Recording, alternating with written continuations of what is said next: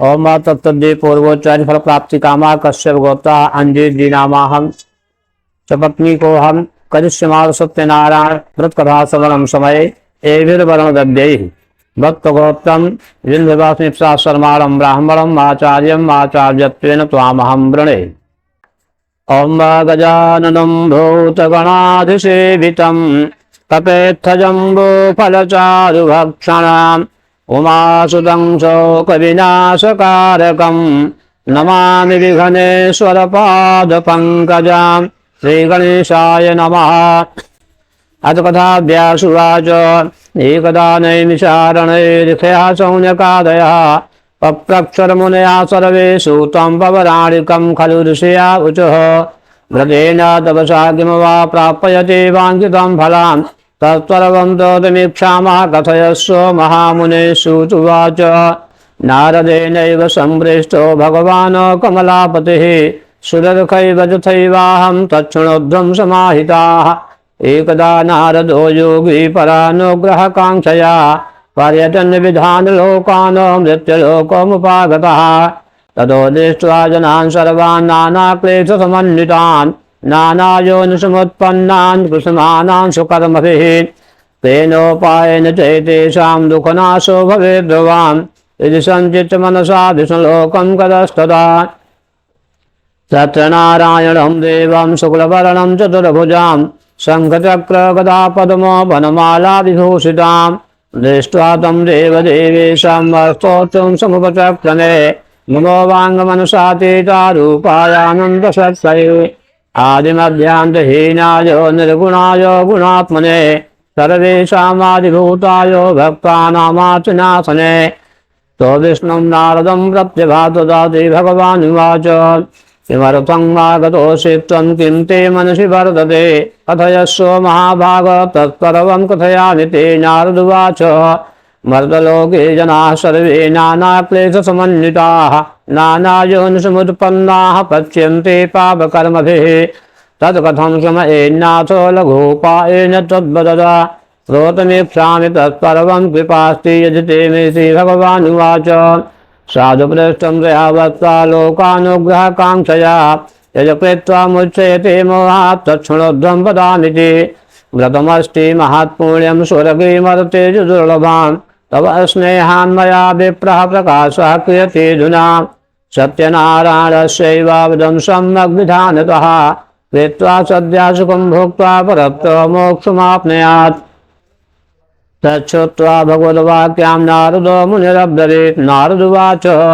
किं बलं किं विधानं चाकृतं केनैव तद्व्रतं तत्सर्वं विश्राब्रूहि कदा कार्यं व्रतं प्रभोति। भगवानुवाच। दुःखशोकादिशमनं धनधान्यप्रवर्धनं सौभाग्यसन्ततिकरं सर्वत्र विजयप्रदां समन्वितः सत्यनारायणं देवमजच्चैव निशामुखे वाद्यं भक्षमोक्तमाम् रम्भाफलं घृतं क्षीरं गोधूमस्य चूर्णकाम् अभावे शालिचूर्णं वा शर्करा वा गुडस्तथा प्रपादं सर्वभक्ष्याणि चैके कृत्य निवेदयेत्। देवतायो दक्षिणां दद्यात् कथां श्रुत्वा जनैषः ततश्च बन्धुवेषादं विप्रांशापरिभूजयेत्। प्रसादं भक्षेत् भक्त्वा निदुगेजादिकं करेत् ततश्च स्वगृहं गच्छेत् सत्यनारायणम् अस्मरन्। एवं कृते मनुष्याणां वाञ्छा सिद्धिर्भवेत् ध्रुवम् विशेषतः कलियुगे लघुपायोस्तु भूतले। भैया एक समय की बात है, एक सुंदर नैमिषारण्य राज्य था।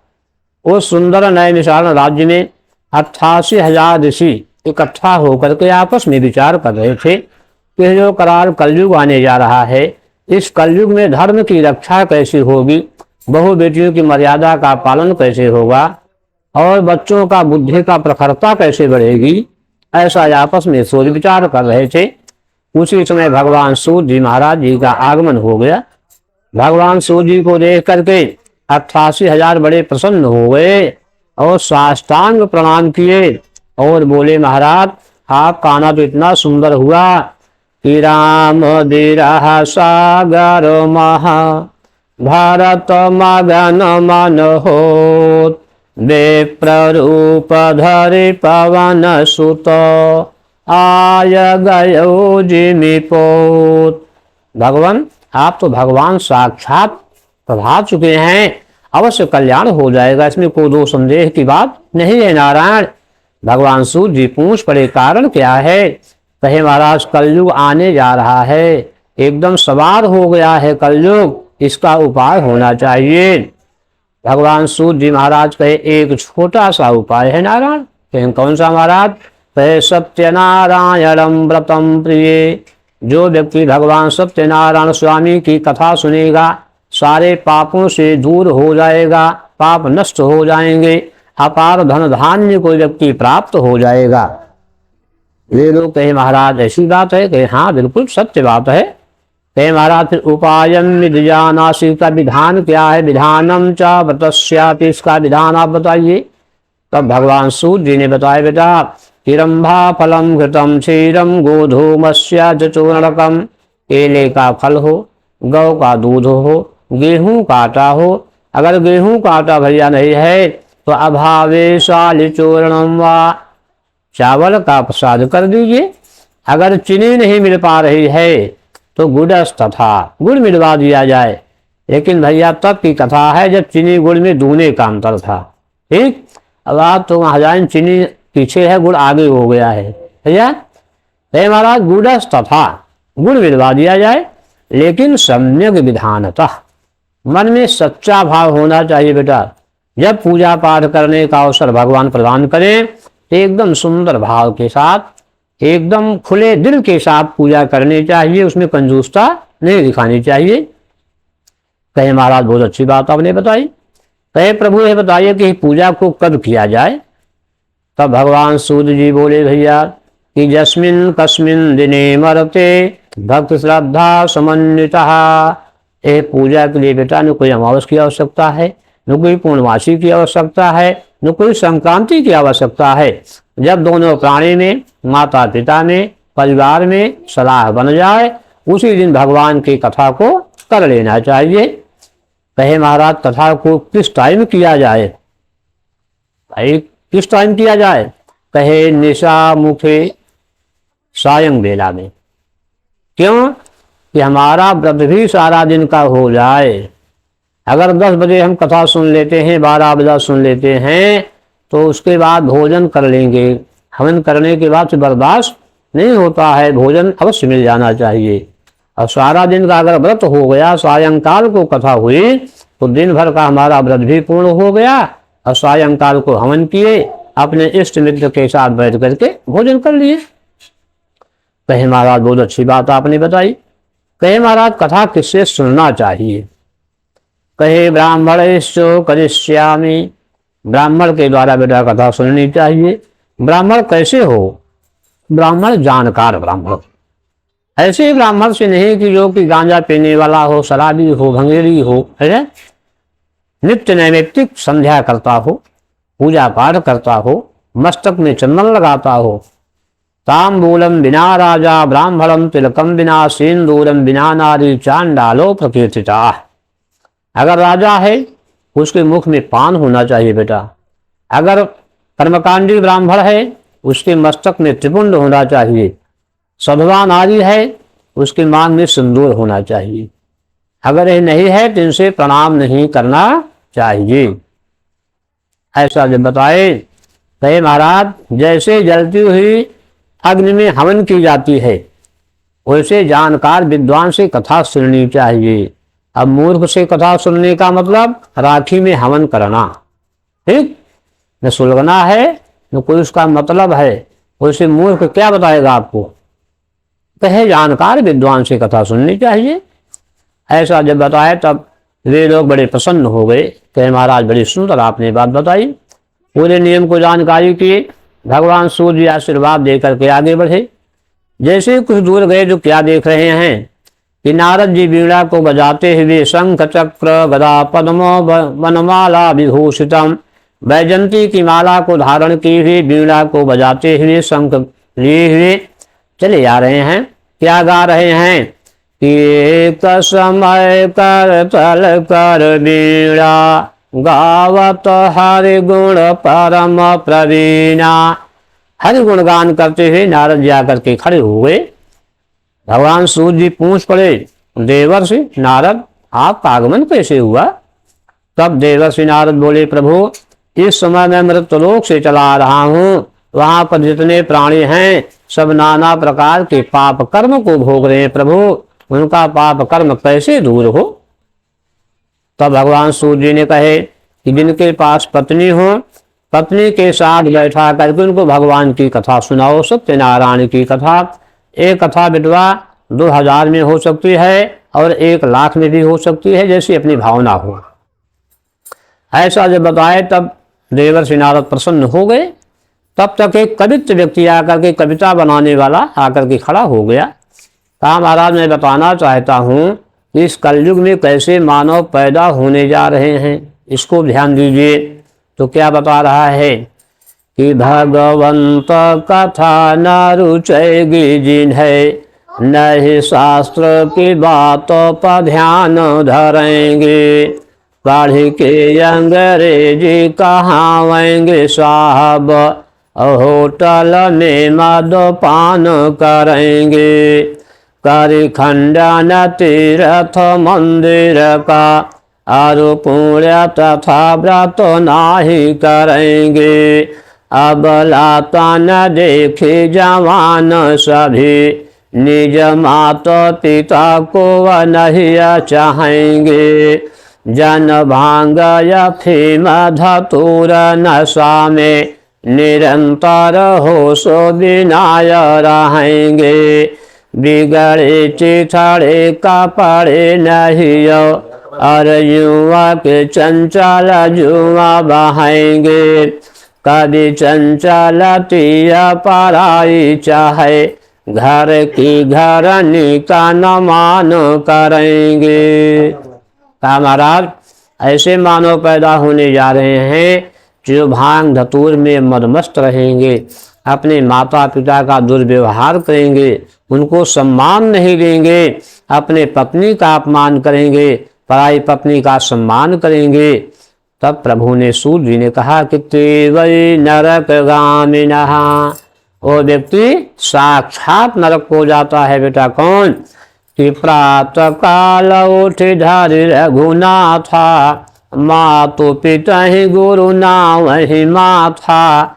जो माता को नमन नहीं करता, पिता को वंदन नहीं करता, गुरु ब्राह्मण का अपने सम्मान नहीं देता, तो व्यक्ति साक्षात नरक हो जाता है। और यत् नारी ने पूज्यन्ते रमन्ते सर्वदेवता, जो अपने पत्नी का सम्मान नहीं करता, उसके देवता उसके घर में निगाह नहीं डालते, तनिक भी निगाह नहीं डालते हैं कि इसका विनाश हो जाए। इसलिए हमेशा प्रयास करना चाहिए बेटवा कि सद्बुद्धि का प्रयोग करना चाहिए। पैसा तो पीछे पीछे चलता है, लेकिन बुद्धि को आगे रखना चाहिए। जहाँ बुद्धि आगे है आपकी, तो पैसा पीछे अपने आप दौड़ करके आ जाएगा। इसलिए माता जो है पृथ्वी से बड़ी माँ होती है, वह आकाश से बड़े पिता होते हैं। इनका दोनों का सम्मान अगर बनाया रखा जाएगा हमेशा, तो बहुत सुख शांति हमेशा प्राप्त होती रहेगी।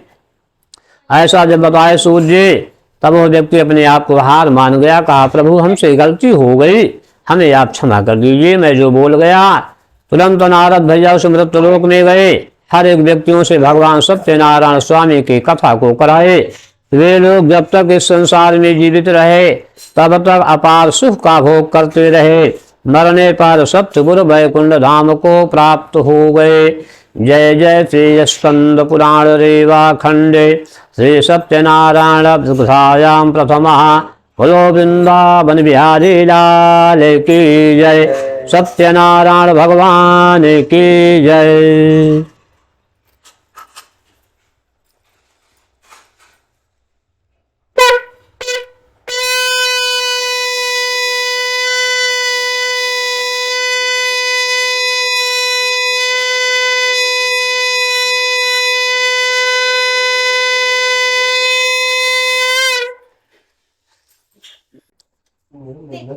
ओम नीलाम्बुजश्यामलकोमलाङ्गं सीता समारोपित वामभागं पाणौ महासायक चारुचापं नमामि रामं रघुवंशनाथं। सूतुवाच अधान्यतं प्रयक्ष्यामि कृतं येन पुरा द्विज कश्चित् काशीपुरे रम्ये रासे दीप्तोऽति निर्धनः चतुर्भ्यां व्याकुलो भूत्वा नित्यं बभ्राम भूतले दुःखितं ब्राह्मणं दृष्ट्वा भगवान् ब्राह्मणप्रियः वृद्ध ब्राह्मणरूपस्थं पप्रक्षो द्विजमादरात् किमर्थं भ्रमसे विप्र महीं नित्यं सदुःखितः। एक समय की बात है भैया, एक कश्चित काशीपुर एक नगरी गांव था। उस काशीपुर नगरी में एक शतानंद नामक ब्राह्मण था। वो ब्राह्मण इतने गरीब परिवार का ब्राह्मण था कि रोजाना भिक्षा मांग करके किसी न किसी तरह से अपने परिवार का गुजर बसर कर रहा था। एक दिन की बात है कि वो ब्राह्मण स्नान ध्यान पूजा पाठ करके भिक्षा मांगने के लिए चला जा रहा था। तो रास्ते में क्या देखा कि भगवान सूर्य जी महाराज सामने से चले आ रहे हैं। भगवान सूर्य जी को देख करके ब्राह्मण बड़े प्रेम भाव के साथ, बेटा प्रणाम 3 प्रकार का होता है। एक प्रणाम बेटा यह है कि साष्टांग प्रणाम, लेट करके प्रणाम किया जाए। दूसरा प्रणाम है कि दाहिना हाथ दाहिने पैर पर, बायां हाथ बाएं पैर पर, ये प्रणाम की विधि है। तीसरा प्रणाम है दोनों हाथ को इकट्ठा किया जाए, इतना सिर को झुकाया जाए कि अपना वक्षस्थल पर निगाह पड़ जाए, ये प्रणाम स्वीकार हो जाता है। अब आजकल तो लोग यहाँ से प्रणाम करते हैं, यहाँ से प्रणाम करते हैं, ये प्रणाम की विधि नहीं है। तो ब्राह्मण ने लेट करके प्रणाम किया। प्रणाम करते ही भगवान सूर्य जी महाराज पूछ पड़े, किमर्थं भ्रमसे विप्र महीं नित्यं सदुःखितः। हे ब्राह्मण देवना, दुखी होकर के तुम कहाँ को चले जा रहे हो? तब ब्राह्मण हाथ जोड़ करके बोला, बेटा कि भिक्षा तुम जब भ्राम, हे नारायण मैं भिक्षा मांगने के लिए घूम रहा हूँ, हमारे पास और कोई सहारा नहीं है, इसी से हमारे परिवार का गुजर हो रहा है। ऐसा जब कहे तब उसके वाणी को सुन करके भगवान प्रसन्न हो गए। भगवान ब्राह्मण प्रिय प्रसन्न होकर के कहे कि हे ब्राह्मण देव, जो आशीर्वाद आपको लेना हो, जो हमसे इच्छा हो आप मांग सकते हो, खुले मन से मांग सकते हो, मैं सब देने के लिए तैयार हूँ। लेकिन ब्राह्मण ने बेटा हाथ जोड़ करके केवल क्या कहा कि नारायण उपाय मिद जानासि कृपया कथय प्रभो, कोई उपाय हमें आप बता दीजिए, जिस उपाय करने से हमारी गरीबी दूर हो जाए, वही उपाय हमकी आवश्यकता है। तब प्रभु ने बताए, ए बेटा कि केवल आप एक उपाय है भैया इस कलयुग में, जो कि सत्यनारायण की पूजा है। जो आप भिक्षा से रुपया गल्ला पैसा पाओ, उसी को इकट्ठा करके भगवान सत्यनारायण की कथा सुन लीजिए, आपकी सारी गरीबी दूर हो जाएगी, भगवान अपार धन धान्य को आपको प्रदान कर देंगे।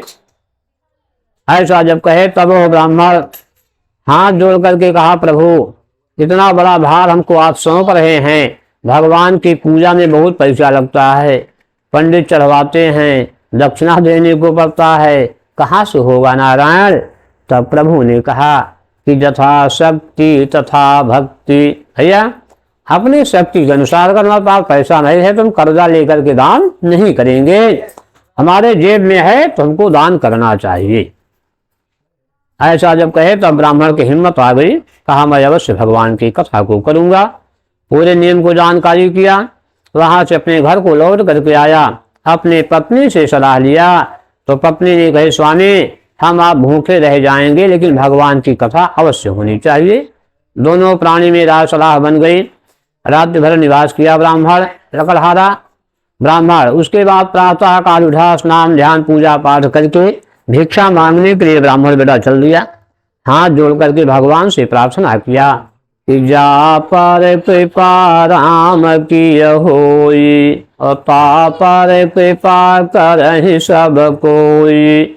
अगर भगवान का आशीर्वाद, भगवान का सहारा भैया मिल जाता है तो गांव देश भाई बंधु माता पिता सभी साथी बन जाते हैं। अगर भगवान का सहारा नहीं मिलता तो कोई किसी का सहारेदार नहीं होता है। भगवान का आशीर्वाद लग गया, ब्राह्मण बहुत सा भिक्षा से धन पाया।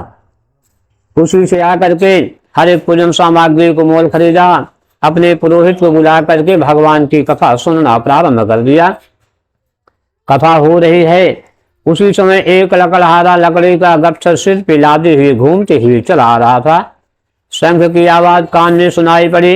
लकड़हारा ने लकड़ी का गट्ठर बाहर उतार करके पंडित जी के घर में प्रवेश हो गया और हाथ जोड़ करके बैठ गया।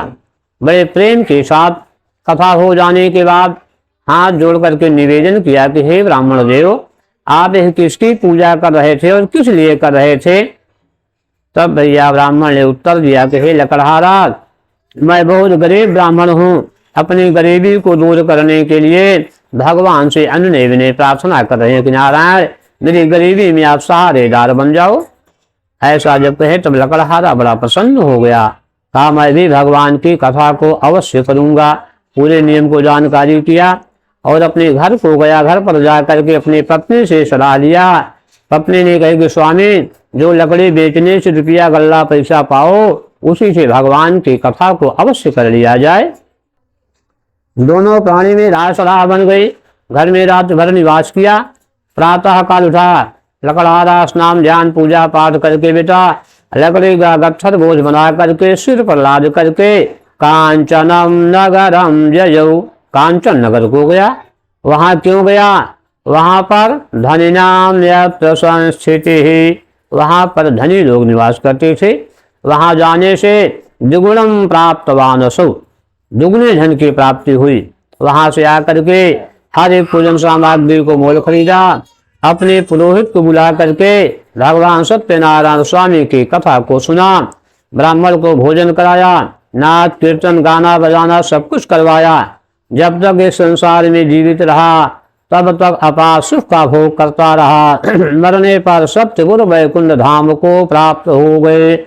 जय जय श्री स्कंद पुराण रेवा खंडे श्री सत्यनारायण भृगुधायाम द्वितीया। बोलो वृंदावन बिहारी लाल की जय। सत्यनारायण भगवान की जय।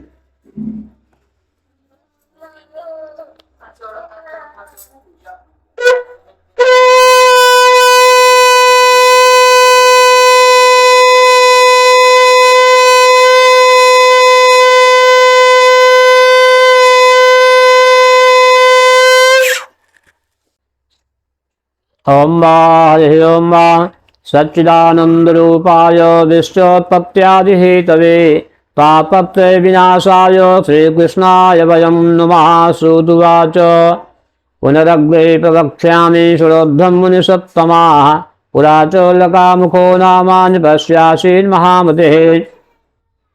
जितेन्द्रियः सत्यवादी च जजो देवालयं प्रति दिने दिने धनं दत्त्वा द्विजानासन्त्यो खनुषेः। भार्या तस्यै प्रमुग्धा च सरोजा वदना सती भद्रशीलान् देते सत्यस्य व्रतमाचरत्। एतस्मिन्नन्तरे तत्र साधुरेका समागतः वाणिज्याते बहुधनैनेकैः परिपूरितः। नावं संसदाते तत्तीरे जगामानिपतिं व्रजे दृष्ट्वा सा वदनं भोपं पप्रच्छ विनवान्वितः। साधुरुवाच।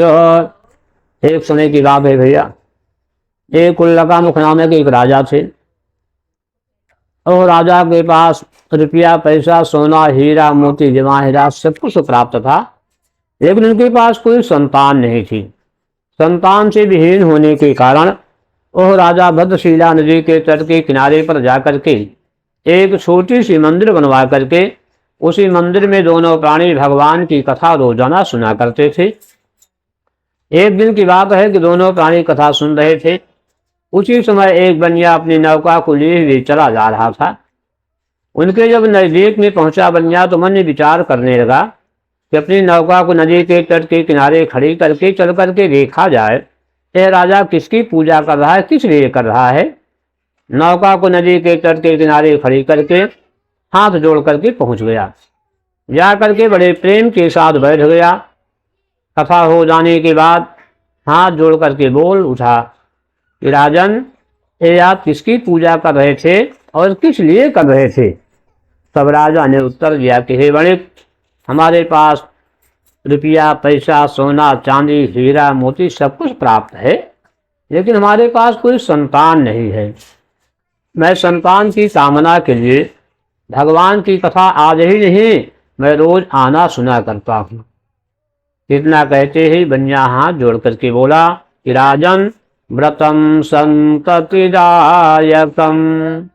क्या भगवान की कथा सुनने से संतान प्राप्त हो जाएंगे जो कर रहे हो? तब तुरंत राजा ने कहा सुनो बनिया, कहा जाके रही भावना जैसे प्रभु मूरत देखिय तिन्ह तैसे। यह कहा गया है सुंदर भाव से, सुंदर विचार से अगर आप किसी की पूजा करोगे, किसी की सेवा करोगे तो सुंदर फल अवश्य प्राप्त होगा, कोई रोक नहीं पाएगा उसको। जब ऐसा कहे मतलब इतना कहते ही तुरंत बनिया बड़ा प्रसन्न हो गया। कहा राजन यही हालत हमारी भी है, जो दशा आपकी गुजर रही है यही मेरी भी दशा गुजर रही है। हमारे पास भी कोई संतान नहीं है, मैं भी भगवान की पूजा अवश्य करूंगा। पूरे नियम को जानकारी किया, प्रसाद को लिया, लेकर के अपने घर को गया। घर पहुंचा, पत्नी का नाम था लीलावती। कहा हे प्रिय पत्नी लीलावती, आज मैं एक ऐसे सुंदर पवित्र व्रत के नियम को सुन करके आ रहा हूँ जो कि संतान को देने वाली हो पूजा है। इतना कहते ही बनिया की पत्नी बड़ी प्रसन्न हो गई और हाथ जोड़ करके बोली स्वामी काल करे सो आज करो, आज करे सो अब पल में परलय होएगी, बहुरी करे गो कब। हे प्राणनाथ, जिस व्रत को तुमको कल करना है उसको आज ही कर लिया जाए। अपने पास पैसा गल्ला सारी व्यवस्था पर्याप्त मात्रा में है, कोई चिंता तो नहीं है। तब सेठ जी ने सोचा कि लगता है पैसा मेरी पत्नी खर्च करवा देगी। तो सेठ जी ने क्या उत्तर दिया भैया? कहा तका धर्मम तका कर्मम तका ही परमम तपः, यस्य गेहि तका नास्तिम्हा तक तका तक तकायते। सत्य ही कहा गया है बेटुआ कि कंजूस की चाहे चमड़ी चली जाए पर दमड़ी न जाने पावे। सेठ जी इतना कहने के बाद कुछ देर शांत हो गए। उसके बाद बोले कि हे प्रिय पत्नी, अभी व्यर्थ में धन नहीं खर्च करूंगा, जब कोई संतान पैदा होंगे तब भगवान की पूजा मैं करूंगा। ऐसा कह करके वहां से जो प्रसाद लेकर के आए थे श्रीमान जी, उस प्रसाद को अपनी पत्नी को दे दिए। पत्नी प्रसाद को हाथ में लेकर के भगवान को 3 बार नमन किया कि नारायण, मैं आपके प्रसाद को खाने जा रही हूँ, आप ऐसा आशीर्वाद दीजिए कि हमारे संतान की प्राप्ति हो जाए। प्रभु भगवान की माया देखो बेटा कि प्रसादम भक्षणम कृत्वा जजौ रात्रौ गृहम प्रति। प्रसाद को खाते ही उसी रात्रि में बनिया की पत्नी गर्भवती हो जाती है। गर्भिणी सा भगवत्तस्य भार्या सत्य प्रसादतः। भगवान के प्रसाद में इतना बड़ा तत्व हो गया, इस रात्रि में गर्भवती हुई और 10वें मास वे तस्याः कन्या रत्नमजायतो। 10वें महीने पे कन्या पैदा हो गई। जब कन्या पैदा हो गई, नहावन हुआ, निकासन हुआ, छठी हुई, तब पत्नी बड़े बड़े प्रेम के साथ हाथ जोड़ करके बोली तो लड़ाई हो लगे, लेकिन बड़ा सम्मान था बेटा। पहले पत्नी निवेदन करती थी पति से, कभी विवाद नहीं करती थी, निवेदन करके बात करती थी। हे स्वामी पुरा संकल्पितम व्रतम, आपने कहा था कि कोई संतान पैदा होंगे तब भगवान की पूजा मैं करूंगा। अब लड़की पैदा हो गई, नहावन हुआ, निकासन हुआ, छठी हुई, अब भगवान की कथा क्यों नहीं करते हो? तब सेठ जी ने कहा कि हे प्रिय पत्नी, जो छठी में कढ़ी बड़ा बनता है, कहा सारा पैसा मेरा खर्च हो गया, अब इसके विवाह के समय भगवान की कथा मैं करूंगा। ऐसा कह करके सेठ जी टाल दिए। अब लड़की बेटा कैसे बढ़ रही है कि दिने दिने सा बवृद्धे शुक्ल पक्षे यथा शशि नामना कलावती चेत तन्माम करणम कृतम। जैसे शुक्ल पक्ष की चंद्रमा 15 दिन में पूरी अंजोरिया को छा लेती हैं, ठीक उसी तरह से तो कन्या थोड़े ही दिनों में अपने पिता के घर जीवावस्था में पहुंच गई। उसका नाम कलावती रखा गया, उसका नाम कलावती रखा गया। और लड़की अपने सहेलियों के साथ खेलती कूदती हुई एक दिन अपने पिता के सामने जब आई, तब सेठ जी ने देखा, अरे मेरी लड़की तो सज्ञान हो गई, विवाह करने लायक हो गए। तो तुरंत दूत को आज्ञा दिए नौकर को कि सुंदर वर खोज करके लाइए, मैं अपनी कन्या की शादी अवश्य करूंगा। दूत लोग कांचन नगर को गए, वहां से एक सुंदर बनिया के लड़के को खोज करके लाए। उसी के साथ बनिया अपनी लड़की का विवाह कर दिया। लेकिन भगवान की कथा नहीं सुना भैया। मायन हो गया, बारात हो गई, विदाई हो गई, लेकिन भगवान की कथा नहीं हुई। भगवान ने श्राप दे दिया कि दारुणम कठिनम चास्य महादुखम भविष्यति। जय बनिया, आने वाला जो समय है उसमें तुमको कष्ट दिखाई देगा, चिंता ना करो। लेकिन सेठ जी सोचे समझे नहीं भैया। विवाह करने के बाद अपने दामाद को लेकर के व्यापार करने के लिए चल दिए। जाते जाते उस स्थान पर पहुंचे जहाँ के चंद्रकेतु राजा के धन को चोर लोग चुरा करके भगे जा रहे थे। इन दोनों बंजा के सामने चोर लोग पहुंचे, पूरा धन के सामने फेंक करके चोर लोग झाड़ी में छिप गए। राजा के सिपाही पीछे पीछे खदेड़ते हुए चले आ रहे थे। दोनों बंजा के पास पूरा धन रखा हुआ पाया। तत्काल दोनों बंजा को बंदी बना लिए। इनको घसीटते मारते हुए राजन के पास ले गए। राजा एक भी बनिया की बात नहीं सुना, तुरंत इनको कारागार में डलवा दिया। इनके घर पर अकाल पड़ गया। भूख प्यास से पीड़ित होकर के लीलावती और कलावती दोनों भिक्षा मांगना प्रारंभ कर दिए। एक दिन की बात है कि कलावती लड़की भिक्षा मांगने के लिए गई थी। देखती है कि एक ब्राह्मण के यहाँ भगवान की कथा हो रही थी, वहीं पर बैठ गई। बड़े प्रेम के साथ कथा सुनी। प्रसाद को लेकर के घर पर आने में कुछ रात बीत गई। उसकी माता नाराज हो गई, तुम्हारे मन में क्या गंदा विचार बन गया है, इतनी रात तक कहाँ टहल रही थी।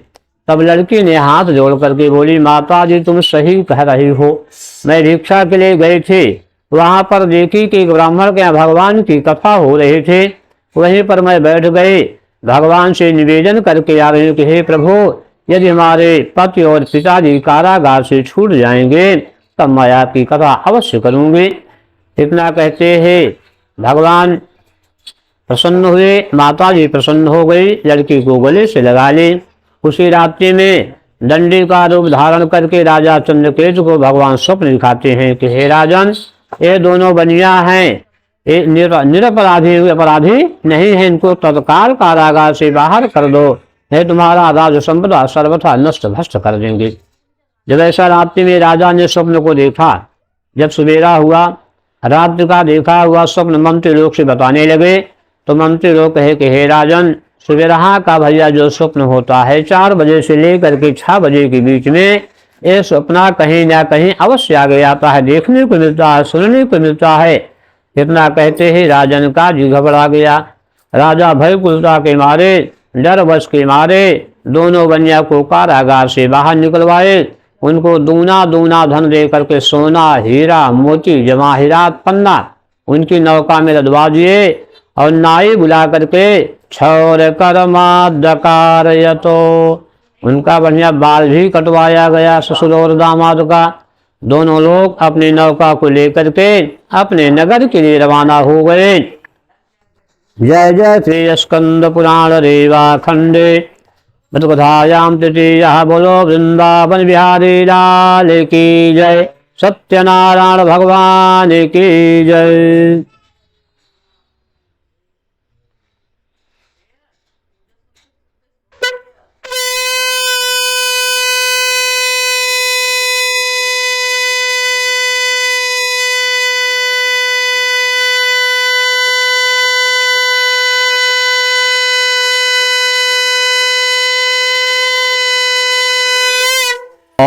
निगम कल्पतरोर्गलितं फलां सुखमुखादमृताद्रव संयुतां पिबत भागवतां रसमालयं मुहुरहो रसिका भुवि भावुकाः।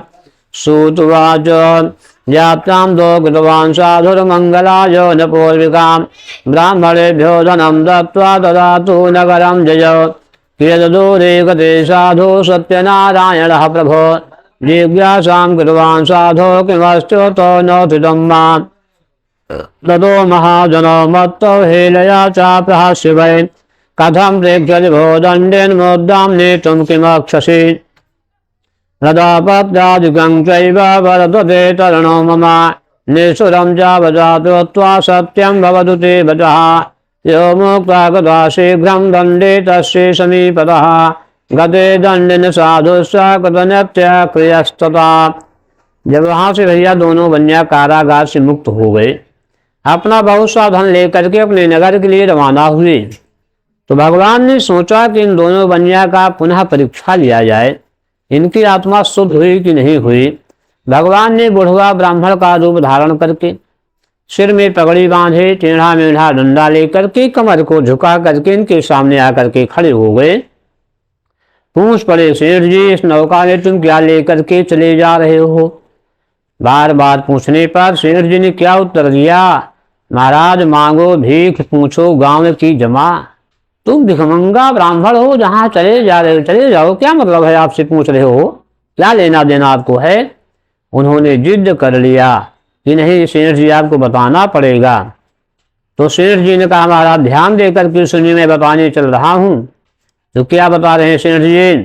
कहे कि हरण बहेड़ा बड़गूलर बनास पाती नाग बक्ष बाबुरी भिषिंद तेज पारा है मुझके मुले थे माघी मिर्च मजूम फल केसर कपूर काजू काशिनी छुहारा है चंचला चिरंजी चोहा चंदना सुचारु चीनी लायची लवांग लोह बान सोडा खारा है तेजपात धनिया सौंफ काली मिर्च हींग हल्दी आदि गरम मसाला है सालिम सुपारी सुरती साध सेठपुर कटनी का काला है जवाह खार जहर मार जाने तिमता सयालू का बुखारा है। इन सब पदार्थ को झूठ बोल करके गिना दिए सेठ जी। तो भगवान ने मुस्कुरा करके कहे क्यों सेठ जी सब बता दिए? कहे महाराज कुछ मैंने बकाया नहीं रखा, हमारी नौका में जितनी सामग्री है मैं सब गिना दिया। तब प्रभु ने कहा कि निष्ठुरम वचनम श्रुत्वा सत्यम भवतु ते वचः। जाइए शेर जी, जो कठोर वाणी हमको आप सुना रहे हो, एक कठोर वाणी आपकी सत्य हो जाए, तनिक भी गड़बड़ाने ना पावे। इतना कह करके प्रभु वहां से अदृश्य हो गए। भैया भगवान के हत्ते ही जहां पर नौका दबी हुई चल रही थी, वहां कागज की नाव की तरह ऊपर आ गई। खोल करके देखे सेठ जी, तो जहां पर सोना हीरा मोती जवाहिरात, वहां पर हल्दी मसाला तेजपात धनिया। देखते ही मूर्छित धन्य पद भूमि, जमीन पर मूर्छित हो करके बेहोश हो करके गिर गए। तब दामाद ने कहा पिताजी गतम न सोचयामि कृते न मन्ये गद सोचो न कर्तव्यो मन्ये चिंतयेत् भवेत् वर्तमानेषु कार्येषु जजक्चैवो विचक्षणः। अनावश्यक चिंता नहीं करना चाहिए पिताजी, व्यर्थ में चिंता नहीं करना चाहिए। उन्हीं महापुरुषों का आशीर्वचन है जिनसे तुमने सरासर झूठ बोला है, उन्हीं के पास आप जाओगे, आपका धन परिपूर्ण प्राप्त मिल जाएगा। कहे बेटा आप ही चले जाओ। कहा नहीं पिताजी, जो झूठ बोलता है झूठ का फल वही भोगता है, आपको जाना पड़ेगा। अंत में सेठ जी को जाना पड़ा। जा करके भगवान के कमर व चरणों पर लेट करके क्या बोल रहे हैं कि मैं अपराधी जन्म का नख सिख भरा विकार तुम दाता दुख भंजना मेरे करो उबार। हे प्रभु मैं जन्म का झूठा हूँ, जन्म का अपराधी हूँ, हमसे जो गलती हो गई मेरे नारायण उसे आप क्षमा कर दीजिए, नहीं हमारा बनिया का नाम ही शून्य हो जाएगा, हमको कोई महाजन नहीं कहेगा, हम कंगाल हो जाएंगे। तब भगवान मुस्कुराने लगे, क्यों सेठ जी सारी हिम्मत कहाँ चली गई आपकी? कहा महाराज एक बार मौका दिया जाए प्रभु। तब प्रभु ने कहा सुनो बनिया, कहा धन का घमंड प्यारे, मन से सुदूर करो, दौलत खजाना माल सब यहीं रह जाना है। अल्पकाल जीवन पर राम पर ध्यान धरो, झगड़े और लड़ाई में कुछ भी है काम नहीं। लाखन से एक बात तुमको मैं बता रहा हूँ, काहू को सताओ मत, अंत मर जाना है। कहा कि सेठ जी, अंत में क्या होगा कि मुट्ठी बांधे आया बंदे, हाथ पसारे जाएगा। अब कुछ ना लेकर आया बंदे, ना लेकर कुछ जाएगा। महल अटारी बखरी सब यही छूटे जाएगा। धर्म पूर्ण व्रतदान यज्ञ सब यही साथ में जाएगा। चाहे भैया 4 तल्ला का मकान बनवा दिया है, टाइल लगवा दिया जाए, पत्थर बिछवा दिया जाए, सारी व्यवस्था हो जाए, लेकिन जिसमें श्वास निकल जाता है सारी माया मोह समाप्त हो जाती है। के लिए सतम विहाय भोक्तव्यम। शेर जी ध्यान दीजिएगा, 100 काम छोड़ करके स्नान भोजन करना चाहिए। 100 काम छोड़ के भोजन करना चाहिए, 1000 काम छोड़ के स्नान करना चाहिए, 1,00,000 काम छोड़ के पूजा करना चाहिए। जो व्यक्ति पूजा नहीं करता है वो जान लीजिए कि उसके पास धर्म तनिक भी नहीं है। पूजा 3 प्रकार की होती है बेटवा, बड़की, मझोलकी, छोटकी। बड़की, मझोलकी, छोटकी 3 पूजा होती है। हमारे पास जैसा समय हो हम उसे पूजा करेंगे, क्योंकि भाई हमारा नित्य नैमित्तिक जो दैनिक कार्य उसको करना है। नौकरी करना है, क्यों नौकरी करना है? परिवार को चलाना है, हमारे बच्चे को कुछ बनाना है, उसके साथ धर्म भी करना है बेटवा। अगर धर्म नहीं करेंगे तो वहां पर हम क्या उत्तर देंगे जाएंगे तो। और जाना सबको है, ये कोई कहे कि यहाँ हम रह करके वास करेंगे तो संभव किसी के लिए नहीं है। सबको जाना है, कोई पाछे जाएगा। तब शेर जी भैया अपने आप परास्त हो गए। प्रभु ने कहे कि जावनिया तुम्हारा धन परिपूर्ण प्राप्त मिल जाए, आशीर्वाद दे दिए। वहां से आकर के अपनी नौका को खोल करके देखे तो जैसे पहले सोना हीरा मोती जवाहरात ज्यों का त्यों प्राप्त हो गया। अपनी नौका को लेकर के अपने नगर के लिए रवाना हो गए। आते आते जब गांव के नजदीक पहुंचे तब दामाद से कहे कि यहाँ से एक नौकर को भेज दिया जाए, घर पर जाकर के बता दे कि हम लोग नौका को लिए हुए चले आ रहे हैं। तुरंत नौकर को आदेश किए, नौकर चल दिया, पहुंच गया। जा करके नौकर देख रहा है कि लीलावती और कलावती माता और लड़की दोनों भगवान की कथा सुन रहे हैं। पंडित जी कथा बांट रहे हैं।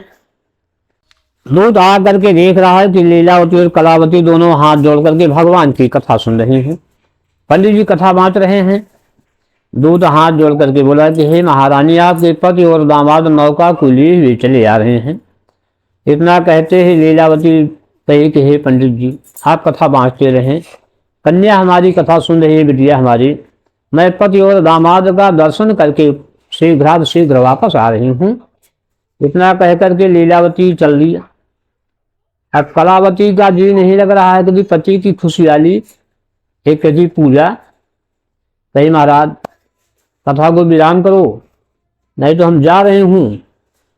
महाराज जी पन्ना बंद कर दिए। बिना पूरी कथा सुने हुए, बिना प्रसाद खाए हुए, बिना पंडित जी का दक्षिणा दे करके पैर छुए हुए भागती हुई चली जा रही है। जब थोड़ा सा 10 कदम रह गया पहुंचने को, भगवान ने श्राप दे दिया कि गृहीत्वा पादुके तस्याः नष्टे स्वामिन दुःखिता। हे लड़की, जिस स्वामी के लिए भाग करके जा रही हो वो स्वामी तुमको नहीं प्राप्त होंगे। तुमने भगवान का अपमान किया, ब्राह्मण का अपमान किया और प्रसाद का अपमान किया। भैया 3 अपमान करके जा रही हो तो चौथा सुख नहीं मिलेगा आपको। पहुंचती है उसके पिता नौका के सहित डूब गए। पहुंचने पर केवल माता को पाती है, पिता को पाती है, पतिदेव को नहीं पा रही है। बार बार हमारे माँ, हमारे स्वामी कहाँ गए, हमारे पतिदेव जी कहाँ गए, हमारे प्राणनाथ जी कहाँ गए। कोई उत्तर नहीं दे पा रहा है भैया। तब भगवान से रो करके कहने लगी कि हे विधि ना तोर का बिगारा, अजो जस आयो दुख में अडारा, बिन पति कर मोर कहाँ ठिकाना, यही अति तो अच्छा मारी जाना। लड़की रो करके भगवान से निवेदन करेगी, प्रभु मैं अपने पति जी की खड़ाऊ लेकर के इसमें सती हो जाऊंगी, कूद करके मर जाऊंगी, बिना पति के एक पल में जिंदा नहीं रह पाऊंगी। तब आकाशवाणी होने लगी, लड़की तुमने घोर अपराध किया है, संभल जाओ। तब माता ने कहा विद्या काहे परेशान हो, बहुत से संसार में लोग पड़े हैं। तब कहते हैं माता जी जिया बिना देह नदिया बिनु बारी, अतई सेवनाथ पुरुष बिनु नारी। माता जी ये शरीर में बढ़िया बढ़िया साबुन चले हैं भैया सरकार, डब है तो कौन कौन साबुन कर हैं, अच्छे अच्छे सौंदर्य प्रसाधन हैं, सब लगाए जाते हैं, लेकिन जब जीव निकल जाता है बेटा तो मृत्यु हो जाती है, सारा सौंदर्य प्रसाधन समाप्त हो जाता है। काजिया दिन देह नदिया बिनु वारी, वारी माने जल भैया, वारी माने जल। अगर नदी में जल सूख जाता है तो नदी की कीमत समाप्त हो जाती है।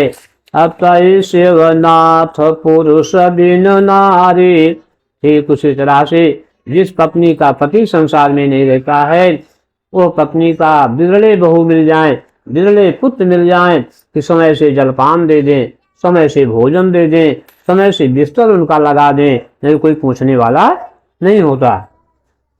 तब आकाशवाणी हुई कि लड़की तुमने घोर अपराध किया है, पहले घर पर जाओ प्रसाद खाओ, पंडित जी के यहाँ जाओ, उनको दक्षिणा दे करके उनकी कमलवत चरणों पर मत्था टेक करके प्रणाम करोगी, आपका पति अवश्य प्राप्त हो जाएंगे। लड़की भाग करके भैया घर पर गई, प्रसाद खाई, उसके बाद पंडित जी के यहाँ गए, उनको दक्षिणा दे करके कमलवत चरणों पर निवेदन किया। पंडित जी ने आशीर्वाद दे दिया, पुनः अखंड सौभाग्यवती भव, तुम्हारा सौभाग्य पुनः प्राप्त हो जाए, ऐसा आशीर्वाद पाते हैं। लड़की वहां से लौट करके आती है, जो क्या देखी उसका पति बढ़िया कमल का फूल लेकर के नौका पर मुस्कुराता हुआ बैठा हुआ है। आकर के लड़की अपने पति के गले से लिपट गई, वहीं पर बड़े सौंदर्य भाव के साथ, बड़े स्वच्छता भाव के साथ बनिया हर एक पूजन सामग्री को इकट्ठा किया, भगवान सत्यनारायण स्वामी की कथा को सुना। जब तक जीवित रहा हर अमावस्या हर पूर्णिमा को भगवान की कथा सुनता रहा, मरने पर सप्तगुरु वैकुंठ धाम को प्राप्त हो गए।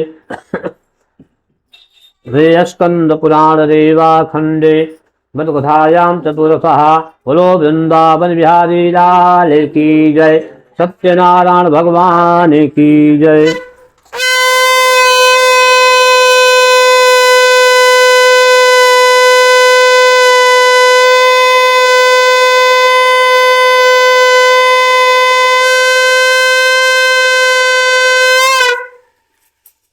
ओम आगते वदमूलं जादिष्ट्वा सत्यस्य पूजनान्, गोपा कुर्वन्तु सन्तुष्टा भक्तियोक्ता स बान्धवाः, राजा दृष्ट्वा दर्पेणान् गत्वा ननुमामसः, ततो गोपगणाः सर्वे प्रसादं निवसन्निधौ, तदा प्रसादं सन्तजे राजा दुःखमभावसः, तस्य पुत्रः सुखं दष्टं धनधान्यादिकं च यदा, सत्यदेवेन तत्पर्वं नाशितं मम निश्चितम्, अतस्तत्रैव गच्छामि यतदेवस्य पूजनाम्, मनसा तो विनश्यत्यौजो गोपालसन्निधौ, ततो स सतदेवस्य पूजां गोपगणैः सह भक्तधान्वितो भूत्वा जकारो विधिना नृपः।